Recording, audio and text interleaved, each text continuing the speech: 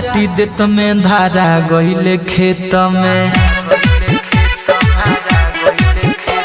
चुमा चाटी देत में धारा गइले खेत में। हो नाम बता दिहले दू चार बेत में। छौड़ा नाम कहे छोटू, छौड़ी नाम कहे छोटी।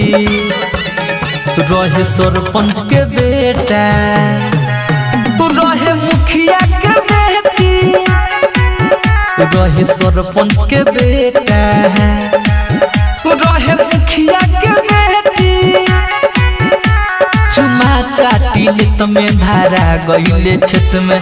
उना में बता दिहले दू चार बेत में। छौड़ा नाम कहे छोटू, छौड़ी नाम कहे छोटी।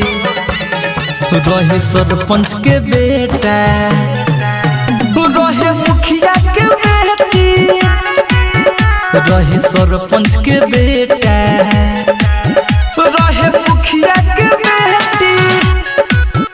रहे सरपंच के बेटा,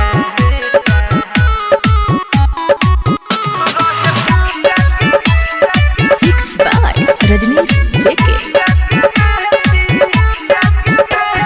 हम ना मानत रही, हम ना जानत रही, ऐसन खेलाई करत होई। भवन लगा के मकई में बोला के छौड़ा छौड़ी पर चढ़त होई।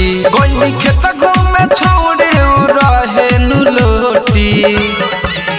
रहे सरपंच के बेटा, रहे मुखिया के बेटी, रहे सरपंच के बेटा, रहे मुखिया के बेटी। रहे सरपंच के बेटा, रहे मुखिया के बेटी। Music by Sudeep Sagar।